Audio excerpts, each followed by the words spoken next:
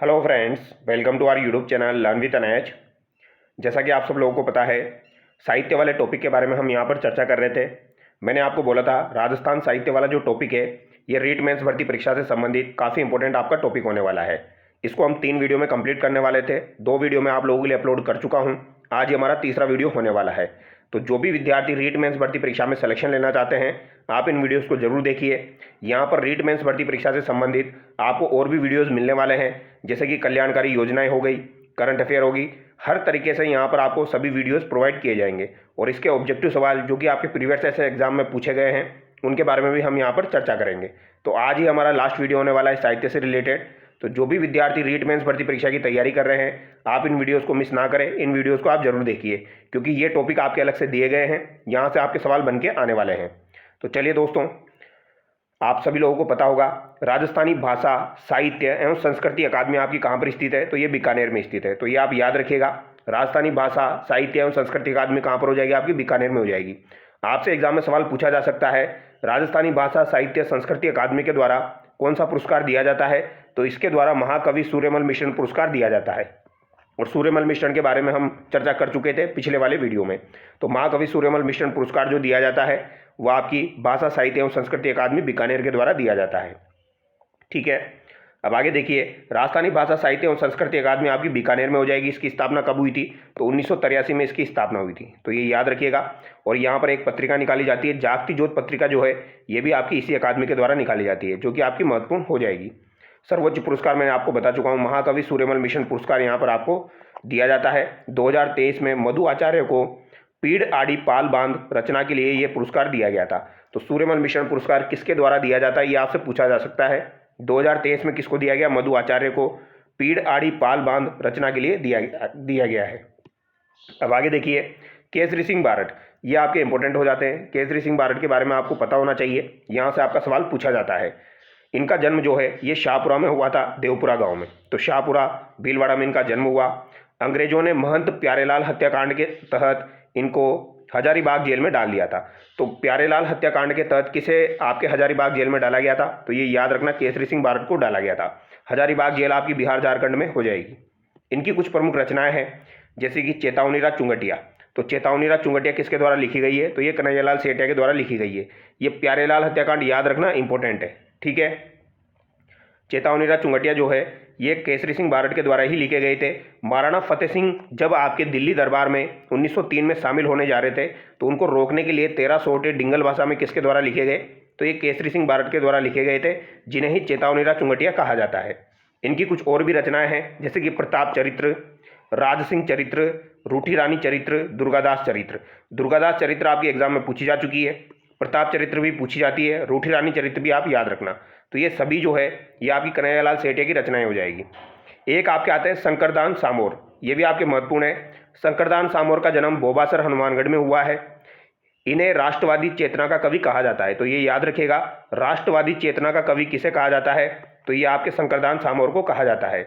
जैसे कि आपसे अगर पूछा जाए राजस्थान का शेक्सपियर किसे कहा जाता है, तो वो आपके विजयदान देथा को कहा जाता है।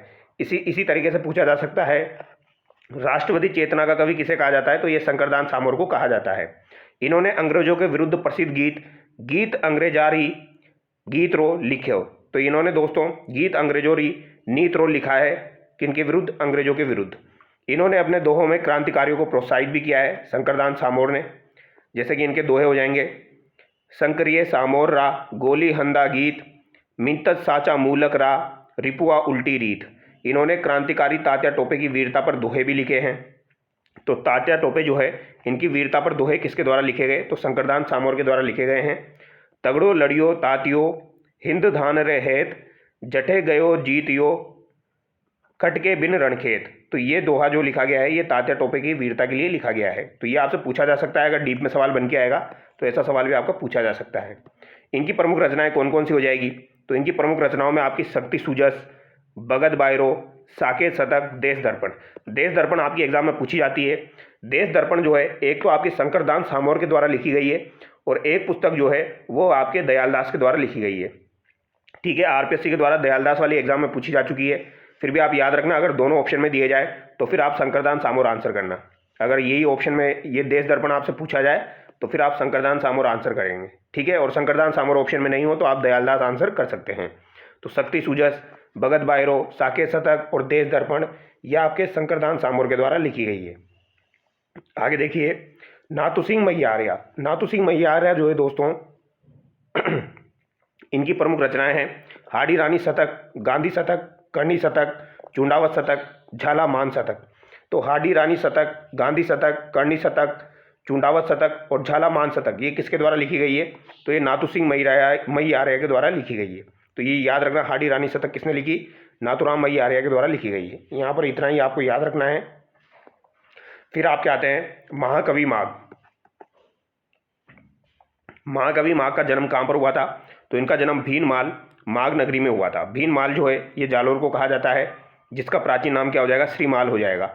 इसे पहले पुराने ज़माने में आपके माघ नगरी के नाम से भी जाना जाता है, क्योंकि यहाँ पर कवि माघ का जन्म हुआ था। इन्हें राजस्थान का कालिदास कहा जाता है। तो राजस्थान का कालिदास किसे कहा जाता है? तो ये आपके महाकवि माघ को ही कहा जाता है। इनके द्वारा एक पुस्तक लिखी गई थी शिशुपाल वधम। तो ये एग्जाम में पूछी जाती है, शिशुपाल वधम किसके द्वारा लिखी गई? तो ये आपके कवि माघ के द्वारा लिखी गई थी, संस्कृत भाषा में लिखी गई। और इसमें आपके 20 सर्ग अध्याय हो जाएंगे। सर्ग कोई अध्याय कहा जाता है, यानी 20 अध्याय यहाँ पर हो जाएंगे, ये आपको ध्यान रखना है। इस ग्रंथ में श्री कृष्ण द्वारा शिशुपाल का जो वध किया गया था उसका उल्लेख यहाँ पर आपको मिलता है। संस्कृत भाषा अकादमी जयपुर द्वारा संस्कृत साहित्य के क्षेत्र में महाकवि माघ पुरस्कार दिया जाता है। तो जो आपकी संस्कृत भाषा अकादमी है ये कहाँ पर हो जाएगी? जयपुर में हो जाएगी। इसके द्वारा ही महाकवि माघ पुरस्कार दिया जाता है। तो जयपुर वाली जो आपकी संस्कृत भाषा अकादमी है उसके द्वारा महाकवि माघ पुरस्कार दिया जाता है। जबकि सूर्यमल मिश्रण पुरस्कार किसके द्वारा दिया जाता था? तो राजस्थानी भाषा साहित्य और संस्कृति अकादमी बीकानेर के द्वारा। तो ऐसे सवाल बन के आते हैं, तो याद रखिएगा। नेक्स्ट आपके आते हैं ब्रह्मगुप्त। ब्रह्मगुप्त का जन्म भी आपका भीनमाल में हुआ है। यह भारत के महान खगोल विज्ञान और गणितज्ञ थे। तो ये खगोल विज्ञान और गणितज्ञ रहे हैं आपके ब्रह्मगुप्त। जन्म कहाँ पर हुआ? भीनमाल में हुआ। इनके द्वारा जो प्रमुख रचनाएं हैं वो है ब्रह्म विस्फुट सिद्धांत और खंड खादक। तो खंड खादक और ब्रह्म विस्फुट सिद्धांत जो है ये इनके द्वारा लिखी गई है। ब्रह्म विस्फुट सिद्धांत एग्जाम में पूछी जा चुकी है, याद रखना। और खंड खादक भी आप याद रख लेना, ये आपकी ब्रह्मगुप्त के द्वारा लिखी गई है।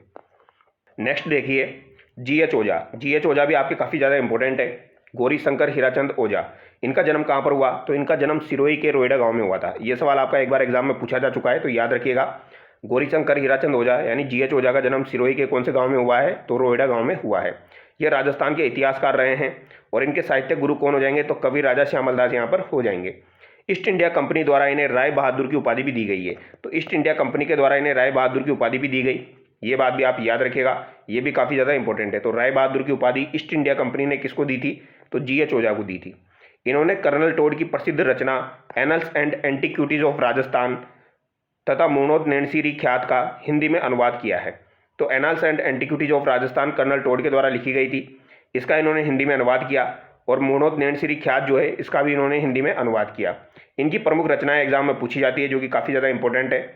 सबसे ज़्यादा इंपॉर्टेंट है प्राचीन भारतीय लिपिमाला, ये एग्जाम में पूछी जाती है। इसके आपके जनक कौन हो जाएंगे? तो प्राचीन भारतीय लिपिमाला के जनक आपके GH ओझा हो जाएंगे। राजपुताने का इतिहास, महाराणा प्रताप का सिम्मा, सिरोही राज्य का इतिहास, बांसवाड़ा का इतिहास, तो ये सब किनके द्वारा रचित है? तो ये आपके GH ओझा जी के द्वारा रचित है। अब आगे आते हैं आपके दशरथ शर्मा। दशरथ शर्मा जो है इनके द्वारा अर्ली चौहान डायनेस्टी पुस्तक लिखी गई है। तो दशरथ शर्मा जो है इनके द्वारा अर्ली चौहान डायनेस्टी पुस्तक लिखी गई है, जो कि आपकी काफ़ी ज़्यादा इंपॉर्टेंट है, एग्जाम में पूछी जाती है। राजस्थान थ्रू द एजेस, ये भी इनके द्वारा लिखी गई है। तो राजस्थान थ्रू द एजेस जो है ये भी आपकी इनके द्वारा लिखी गई है, ठीक है। इस पुस्तक में राजस्थान के पुरातात्विक स्थलों का वर्णन किया गया है। तो राजस्थान थ्रू द एजेस में पुरातात्विक स्थलों का वर्णन किया गया है। तो ये दोनों पुस्तकें याद रखना, अर्ली चौहान डायनेस्टीज और इसके अलावा राजस्थान थ्रू द एजेस, ये किसके द्वारा लिखी गई? दशरथ शर्मा के द्वारा लिखी गई है। इस पुस्तक में आपके कालीबंगा को हड़प्पा की तीसरी राजधानी भी कहा गया है। तो हड़प्पा को तीसरी राजधानी कहा था, किसने कहा था? कालीबंगा को हड़प्पा की तीसरी राजधानी किसने कहा था? तो ये आपके दशरथ शर्मा के द्वारा इसी पुस्तक में कहा गया है। कौन सी पुस्तक? Rajasthan through the ages. तो ये याद रखना आप। कर्नल जेम्स टोड जो है ये भी आपके महत्वपूर्ण है। इन्हें घोड़े वाले बाबा के नाम से जाना जाता है। इनका जन्म कहाँ पर हुआ था? तो स्कॉटलैंड इस्लिंगटन में इनका जन्म हुआ था। इन्हें राजस्थान का इतिहास का जनक और पितामह कहा जाता है। तो ये बात तो आपको पता होगी। इनकी प्रमुख रचनाएं आपको याद रखनी है। Annals and antiquities of Rajasthan, इसके अलावा the central and western Rajput state of India, तो annals and antiquities of Rajasthan हो जाएगी। इसके अलावा the central and western Rajput state of India, ये भी किसके द्वारा लिखी गई, कर्नल टोड के द्वारा लिखी गई है। इस पुस्तक में कुल आपके 2 भाग हैं, annals and antiquities of Rajasthan में, और इसमें आपके 85 अध्याय है। तो 2 भाग है और 85 अध्याय है। 1829 में इसका प्रथम भाग प्रकाशित हुआ जिसमें मेवाड़ का इतिहास है। तो प्रथम भाग में तो आपको मेवाड़ का इतिहास देखने को मिलेगा, और जो दूसरा भाग है वो 1832 में प्रकाशित हुआ जिसमें अन्य रियासतों का इतिहास है। यानी 2 भाग है इसके। 1829 में पहला भाग प्रकाशित हुआ, 1832 में आपका दूसरा भाग प्रकाशित हुआ, और 85 इसमें अध्याय है। ठीक है, इन्होंने इस पुस्तक में राजस्थान, राजस्थान, रजवाड़ा शब्दों का प्रयोग किया है। तो इन्होंने राजस्थान के लिए राजस्थान शब्द, राजस्थान शब्द और रजवाड़ा शब्दों का प्रयोग किया है। तो ये बात आप याद रखिएगा। जबकि राजपूताना शब्द का प्रयोग जॉर्ज थॉमस के द्वारा किया गया था। इस पुस्तक में इन्होंने राजस्थान के संबंध में लिखा है, राजस्थान के गांव गांव में थर्मोपोली जैसी ऐतिहासिक लड़ाई हुई है तथा घर घर में आपके लियोनडोस या लियोनार्डिस जैसे योद्धा पैदा हुए हैं। तो ये याद रखना, लियोनडोस जैसे योद्धा पैदा हुए हैं राजस्थान के घर घर में। तो ये इनके द्वारा कहा गया है। ठीक है, आगे देखिए, पश्चिमी भारत की यात्रा, ट्रेवल्स इन वेस्टर्न राजस्थान, ये भी इनकी पुस्तक हो जाएगी। इस पुस्तक में राजस्थान की सामाजिक तथा कुप्रथाओं का वर्णन किया गया है। तो राजस्थान की सामाजिक और जो कुप्रथाएं थी राजस्थान में, उनका वर्णन किया गया है ट्रेवल्स इन वेस्टर्न राजस्थान यानी पश्चिमी भारत की यात्रा में।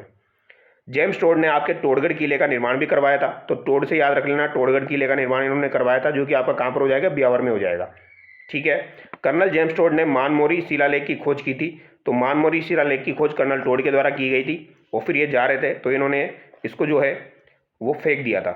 ये भी आपको याद रखना है, मानमोरी शिलालेख। कर्नल जेम्स टोड के साहित्यिक गुरु कौन हो जाएंगे, तो यति ज्ञानचंद्र हो जाएंगे। तो कर्नल टोड के साहित्यिक गुरु कौन है, तो यति ज्ञानचंद्र जो है ये कर्नल टोड के साहित्यिक गुरु हो जाएंगे। नेक्स्ट आपके आते हैं चंद्र सिंह, जिन्हें बिरकाली के नाम से जाना जाता है। तो चंद्र सिंह बिरकाली, देखो चंद्र सिंह से आपके 2 देखने को आपको मिलेंगे, तो इसको ढंग से याद रखना, कंफ्यूज नहीं होना है। चंद्र सिंह बिरकाली, अगर इनके बारे में पूछा जाए तो राजस्थानी साहित्य का भारतेंदु हरिश्चंद्र इन्हें कहा गया है। तो राजस्थानी साहित्य का भारतेंदु हरिश्चंद्र किसे कहा गया है, तो ये चंद्र सिंह बिरकाली को कहा गया है। इनकी सबसे प्रमुख रचना है बादली। यह आधुनिक राजस्थानी साहित्य की प्रथम रचना मानी जाती है। तो आधुनिक राजस्थान की जब शुरुआत हुई तो उसकी प्रथम रचना आपकी कौन सी मानी जाती है, बादली मानी जाती है, जो कि आपकी चंद्र सिंह बिरकाली के द्वारा लिखी गई है। अब देखो, एक तो बादली हो गई, बादल से याद रख लेना बादली, एक आपकी लू हो जाएगी, एक डाम्फर है, एक आपकी बालसाद है, और एक कह मुकरनी है। ठीक है, यह एक प्रकृति काव्य रचना है। तो प्रकृति काव्य रचना हो जाएगी। देखो नाम से पता लग रहा है बादल यानी बादली, तो प्रकृति काव्य रचना हो जाएगी। बादली को मरुस्थल का वरदान कहा गया है। तो बादली जब आती है तो उसको मरुस्थल का वरदान कहा गया है इस पुस्तक में। तो ये आपको याद रखना है। तो बादली याद रख सकते हो, लू याद रख सकते हो, मौसम से संबंधित है। एक आपकी डाम्फर है, इसके अलावा एक आपकी बालसाद है, और कह मुकरनी है। तो ये किसकी हो जाएगी, चंद्र सिंह बिरकाली की हो जाएगी। अब आगे देखिए, शिवचंद्र भरतिया। शिवचंद्र भरतिया से संबंधित आपको कुछ बातें ध्यान रखनी है जो कि पूछी जाती है। जैसे कि राजस्थान साहित्य का प्रथम नाटक किसके द्वारा लिखा गया था, तो ये आपके शिवचंद्र भरतिया ने लिखा था, जिसका नाम हो जाएगा केसर विलास। तो केसर विलास जो नाटक है राजस्थानी साहित्य का प्रथम नाटक माना जाता है, और ये किसके द्वारा रचित है, शिवचंद्र भरतिया के द्वारा रचित है। राजस्थान साहित्य की प्रथम कहानी विश्रांत प्रवास हो जाएगी, जो भी आपकी शिवचंद्र भरतिया के द्वारा रचित है। राजस्थानी साहित्य का प्रथम उपन्यास कौन सा हो जाएगा, तो ये कनक सुंदर हो जाएगा। तो केसर विलास काफी बार एग्जाम में पूछा जाता है, ये तो नाटक है आपका। कनक सुंदर जो है ये उपन्यास है। तो कंफ्यूज मत होना, केसर विलास तो नाटक है, कनक सुंदर आपका उपन्यास है, और विश्रांत प्रवास जो है ये आपकी प्रथम कहानी हो जाएगी। इसके अलावा फाट का जंजाल जो है ये भी शिवचंद्र भरतिया के द्वारा लिखी गई है, वेरी वेरी इंपॉर्टेंट है फाट का जंजाल। और बुढ़ापेरी सगाई उपन्यास जो है ये भी आपका शिवचंद्र भरतिया के द्वारा ही रचित है। तो ये कुछ इंपॉर्टेंट चीजें ध्यान रखनी है, फाट का जंजाल, इसके अलावा बुढ़ापेरी सगाई। ठीक है, ये सब आपके शिवचंद्र भरतिया के द्वारा रचित है। नेक्स्ट आपके आते हैं कन्हैयालाल सेठिया, जो आपके काफी ज्यादा महत्वपूर्ण है। इनकी जन्मस्थली हो जाएगी सुजानगढ़ चूरू। तो कन्हैयालाल सेठिया का जन्म कहाँ पर हुआ था, चूरू के सुजानगढ़ में हुआ था। इन्हें राजस्थानी भाषा का भीष्म पितामह कहा जाता है। तो राजस्थानी साहित्य का भीष्म पितामह किसे कहा जाता है, कन्हैयालाल सेठिया को कहा जाता है। इन्हें 2004 में पद्मश्री दिया जा चुका है, 2012 में राजस्थान रत्न अवार्ड से सम्मानित किया जा चुका है। इनके बारे में आपको सारी चीजें याद रखनी है दोस्तों, इनके बारे में सारी चीजें पूछी जाती है। 2004 पद्मश्री दिया गया, 2012 में राजस्थान रत्न दिया गया, और 1976 में इनके द्वारा एक पुस्तक लिखी गई थी लिल्टास। तो 1976 में लिल्टास नामक राजस्थानी रचना के लिए इन्हें साहित्य अकादमी अवार्ड भी मिला है। तो साहित्य अकादमी अवार्ड इन्हें लिल्टास के लिए 1976 में मिल गया था। इसके बाद इनका एक ग्रंथ था, निर्ग्रंथ नामक रचना थी, तो निर्ग्रंथ के लिए इन्हें 1988 में मूर्ति देवी ज्ञानपीठ पुरस्कार दिया जा चुका है। यह सवाल RSM SSB के द्वारा भी एक एग्जाम में पूछा गया था, तो याद रखना दोस्तों, निर्ग्रंथ नामक रचना के लिए इन्हें मूर्ति देवी ज्ञानपीठ पुरस्कार दिया गया 1988 में। ठीक है, तो ये इनके बारे में इंपॉर्टेंट चीजें याद रखना। अब प्रसिद्ध गीत इनका हो जाएगा धरती धोरारी। धरती धोरारी कन्हैयालाल सेठिया द्वारा लिखा गया है, जो कि प्रसिद्ध गीत है। प्रमुख रचनाएं देखिए जो कि आपके एग्जाम में पूछी जाती है। एक तो आपकी हो जाएगी पाथल और पीथल। पाथल और पीथल जो है ये किसकी रचना है? कन्हैयालाल सेठिया की रचना है, जिसमें पाथल महाराणा प्रताप को कहा गया है और पीथल आपके पृथ्वीराज राठौड़ को कहा गया है। लिल्टास इनकी रचना हो जाएगी, जिसे 1976 में आपके साहित्य अकादमी अवार्ड मिला है, 76 में। ठीक है, जमीन रो धनी कुण मायड्रो हेलो, तो जमीन रो धनी कुण मायड्रो हेलो, कुकू, घर कूचा घर मजला, रमणीय रास सोटा, हेमाणी, शब्द भी इंपॉर्टेंट है, वन फूल, अग्निवीणा, मिंजर इनकी पूछी जाती है, गल गोचिया, लीक लकोया। तो ये इनकी सारी रचनाएं काफ़ी ज़्यादा इंपॉर्टेंट है, इनकी सारी रचनाएं आपको याद होनी चाहिए। ठीक है, ये सभी की सभी आपकी कन्हैयालाल सेठिया के द्वारा लिखी गई है, जिसमें सबसे ज़्यादा इंपॉर्टेंट है एक तो पातल और पीथल है, लिल्टास है, जमीन रो धनी कुण है, मायड्रो हेलो है, इसके अलावा आपकी शब्द है और मिंजर है। ये काफ़ी बार एग्जाम में पूछी जाती है। अब आगे देखिए, विजयदान देथा जो थे ये भी काफ़ी इंपॉर्टेंट है। इनका जन्म आपका बोरुंदा जोधपुर में हुआ था और इन्हें बिज्जी के नाम से जाना जाता है। तो ये बिज्जी के नाम से किसे जाना जाता है? विजयदान देथा को जाना जाता है। इन्हें राजस्थान के शेक्सपियर के नाम से भी जाना जाता है। तो राजस्थान का शेक्सपियर किसे कहा जाता है? तो ये विजयदान देथा को कहा जाता है। राजस्थान के प्रसिद्ध कहानीकार कौन हो जाएंगे? तो ये आपके विजयदान देथा हो जाएंगे। यानी बिज्जी के नाम से किसे जाना जाता है? तो विजयदान देथा को जाना जाता है। इन्हें 2007 में पद्मश्री दिया गया, 2012 में इन्हें राजस्थान रत्न अवार्ड दिया गया। तो याद रखिएगा 2007 और 2012। इन्हें 1974 में साहित्य अकादमी पुरस्कार से सम्मानित किया गया था। तो ये बात याद रखना, 1974 में इन्हें साहित्य अकादमी पुरस्कार दिया गया था। वेरी वेरी इंपॉर्टेंट है। प्रमुख रचनाएं इनकी कौन सी हो जाएगी? तो बातारी फुलवारी इनके द्वारा लिखी गई है, जो कि आपकी 14 खंडों में विभक्त है। तो बातारी फुलवारी 14 खंडों में विभक्त है, ये याद रखिएगा। और 14 खंडों में जो विभक्त है उसमें से जो आपका 10वां खंड है, 10वें खंड को साहित्य अकादमी अवार्ड मिल चुका है। ये बात आप याद रखना। ठीक है, तो बातारी फुलवारी कहानियों का बगीचा इसे कहा जाता है। तो 10वें खंड को साहित्य अकादमी अवार्ड मिल चुका है और टोटल 14 खंड है। तिड्डोराव आपकी विजयदान देथा ने लिखी है। कब्बू रानी बाल कहानियों का संग्रह है। तो कब्बू रानी जो है ये भी आपकी विजयदान देथा की रचना है। अलेकू हिटलर, मारो बदलो, सपन प्रिया। सपन प्रिया भी आपकी एक एग्जाम में पूछी गई थी, इंपॉर्टेंट है। तो सपन प्रिया, मारो बदलो, अलेकू हिटलर, ये आपकी विजयदान देथा की रचना है। चोदराइन की चतुराई भी विजयदान देथा की हो जाएगी। बापू के 3 हत्यारे भी आपकी विजयदान देथा की हो जाएगी। तो विजयदान देथा से संबंधित सारी बातें याद रखनी महत्वपूर्ण है। ज़्यादातर एग्जाम में जो सवाल बन के आते हैं वो इन्हीं से बन के आते हैं। कन्हैयालाल सेठिया, विजयदान देथा, आपके दशरथ शर्मा, GH ओझा, तो ये आपको याद होनी चाहिए। तिड्डोराव, कब्बू रानी, अलेकू हिटलर, मारो बदलो, सपन प्रिया, चोदराइन की चतुराई, बापू के 3 हत्यारे। विजयदान देथा की कहानियों पर कुछ प्रसिद्ध फिल्में भी बनी हैं, जैसे कि कौन सी कहानी पर इनकी फिल्में बनी है? पहेली कहानी पर बनी है, दुविधा कहानी पर बनी है। तो पहेली, दुविधा, चरणदास चोर, लजवंती, केंचुली, सत और गीत, तो इन कहानियों पर जो है वो फिल्में भी बन चुकी है। तो ये बातें आपको याद रखनी है। पहेली, दुविधा, चरणदास चोर, लजवंती, केजुली, आपकी सत और गीत। विजयदान देथा की कहानियों का प्रकाशन रूपायन संस्थान के द्वारा किया गया। तो रूपायन संस्थान आपका कहाँ पर हो जाएगा? बोरुंदा जोधपुर में हो जाएगा। और रूपायन संस्थान की स्थापना आपकी 1960 में कोमल कोठारी के द्वारा की गई थी। तो ये बात याद रखना आप, 1960 में रूपायन संस्थान की स्थापना कोमल कोठारी के द्वारा की गई थी, जिसके संस्थापक तो आपके कोमल कोठारी थे, सह संस्थापक आपके विजयदान देथा थे। ठीक है, यानी स्थापना तो आपकी कोमल कोठारी ने की थी, लेकिन यहाँ पर सह संस्थापक कौन हो जाएंगे? विजयदान देथा हो जाएंगे। और पत्रिका यहाँ से निकलती है आपकी मरुचक्र। तो मरुचक्र नामक पत्रिका कहाँ से निकलती है? रूपायन संस्थान से निकलती है। नेक्स्ट आपके आते हैं यादवेंद्र शर्मा। तो यादवेंद्र शर्मा जिन्हें चंद्र के नाम से जाना जाता है, तो इसी तरीके से आपको एग्जाम में देखने को मिलेगा यादवेंद्र शर्मा चंद्र। तो इनकी प्रमुख रचनाएं आपको याद रखनी है, जिसमें सबसे इंपॉर्टेंट है हूँ गोरी किण प्यूरी। ये आपके काफ़ी बार एग्जाम में पूछी जा चुकी है।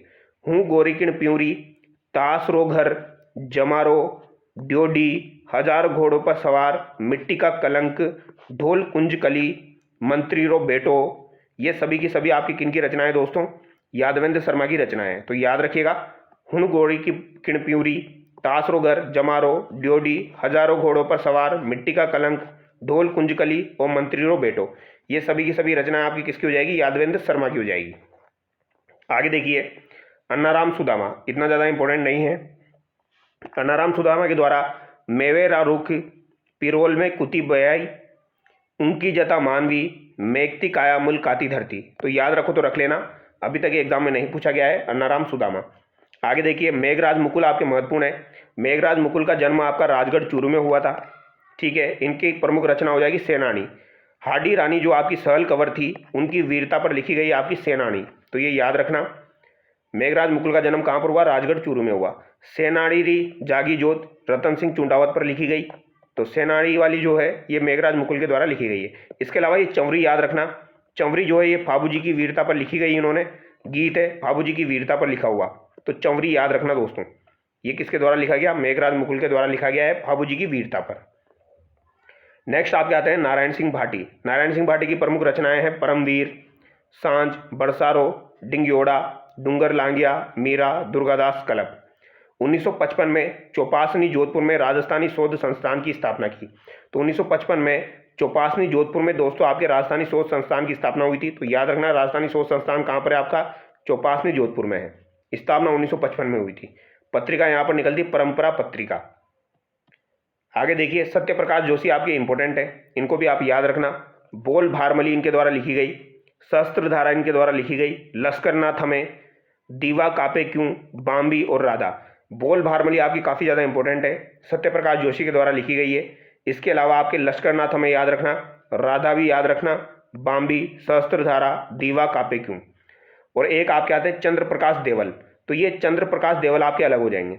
इनकी रचनाएं पागी याद रखनी है, कावड़ है और उडिक पुराण है। ये कंफ्यूज करने के लिए ऑप्शन में दिया जाता है, तो इसको याद रखना। चंद्र प्रकाश देवल आपके ये अलग हो जाएंगे और यादवेंद्र चंद्र वो अलग हो जाएंगे। तो चंद्र प्रकाश देवल के द्वारा पागी, कावड़ और उडिक पुराण लिखी गई है। अब आगे देखिए, रामस्वरूप किसान। तो रामस्वरूप किसान के द्वारा भी कुछ रचनाएं लिखी गई। इनका जन्म आपका परलिका हनुमानगढ़ में हुआ है। यहाँ पर एक इंपॉर्टेंट है आपकी डांखला। डांखला जो कहानी संग्रह है ये रामस्वरूप किसान के द्वारा लिखा गया है। बाकी इतने ज़्यादा इंपॉर्टेंट नहीं है। हाडा खोड़ी, कबीर कुक्यो घणू, आ बेट बात करा, सपनारो सपनू, हिवड़े उपजी पीड़, गांव की गली गली, महे अन्नदाता कोनी। ये डांखला आप याद रख लेना, बाकी याद रखने की जरूरत नहीं है, इतना डीप में नहीं पूछा जाता है। तो डांखला आप कहानी संग्रह हो जाएगा, रामस्वरूप के द्वारा लिखा गया है। रांगेव राघव की जो रचनाएं हैं ये आपको याद रखनी है, ये पूछी जाती है। घरौंदा जो है ये किसकी रचना है? रांगेव राघव की रचना है। मिट्टी का घर भी एग्जाम में पूछा जाता है, मिट्टी का घर रचना रांगेव राघव की हो जाएगी। और कब तक पुकारूं वेरी वेरी इंपॉर्टेंट है, ये भी आपकी रांगेव राघव की हो जाएगी। तो याद रखना, घरौंदा, मिट्टी का घर और कब तक पुकारूं। तो घरौंदा और मिट्टी का घर और कब तक पुकारूं, ये आपकी रांगेव राघव की रचना हो जाएगी। एक आपके आते हैं चंद्रधर शर्मा गुलेरी के नाम से जाना जाता है। जो चंद्रधर शर्मा गुलेरी, इनकी रचना हो जाएगी उसने कहा था। तो उसने कहा था, ये गुलेरी की रचना हो जाएगी, याद रख लेना। अर्जुन सिंह शेखावत की रचना है भाकर्रा भूमिया, और 2021 में इन्हें पद्मश्री से सम्मानित भी किया जा चुका है। तो याद रखना, अर्जुन सिंह शेखावत, भाकर्रा भूमिया, 2021 में पद्मश्री इनको दिया गया। तो भाकर्रा भूमिया एक ही याद रखनी है, अर्जुन सिंह शेखावत की यहाँ पर हो जाएगी। जितेंद्र कुमार सोनी। तो जितेंद्र कुमार सोनी की जो प्रमुख रचनाएं हैं, एक तो रणखार एग्जाम में पूछी जाती है, भणाईरो मार्ग। तो रणखार याद रख लेना, जितेंद्र कुमार सोनी की रचना हो जाएगी। इसके अलावा भणाईरो मार्ग। नेक्स्ट आपके आते हैं नथमल जोशी। तो श्रीलाल नथमल जोशी, ये आपके इंपॉर्टेंट है। आबे पटकी काफ़ी ज़्यादा इंपॉर्टेंट है। आबे पटकी जो है ये स्वतंत्रता के पश्चात लिखी गई प्रथम राजस्थानी रचना है। तो स्वतंत्रता के बाद लिखी गई प्रथम राजस्थानी रचना हो जाएगी आपकी आबे पटकी, जो कि श्रीलाल नथमल जोशी के द्वारा लिखी गई है। इसके अलावा धोरारो धोरी, ये भी आपकी इंपॉर्टेंट है। धोरारो धोरी जो है ये नथमल जोशी के द्वारा लिखी गई, एलपी टोसी तोरी के जीवन पर ये आधारित है। तो एलपी टेसी तोरी के जीवन पर लिखी गई है आपकी कौन सी? धोरारो धोरी। सबड़का जो है ये भी आपकी नथमल जोशी की रचना है। एक बीणनी दो बीन, ये भी आपकी नथमल जोशी की रचना है। ये चारों रचनाएं आपकी काफ़ी ज़्यादा इंपॉर्टेंट है, बार बार एग्जाम में पूछी जाती है। आबे पटकी, धोरारो धोरी, सबड़का, एक बीणनी दो बीन, तो ये आपकी किसकी रचनाएं हैं? श्रीलाल नथमल जोशी की रचनाएं हैं। और धोरारो धोरी टेसी तोरी के जीवन पर आधारित है। आबे पटकी जो है ये आपके स्वतंत्रता के पश्चात प्रथम राजस्थानी रचना हो जाएगी।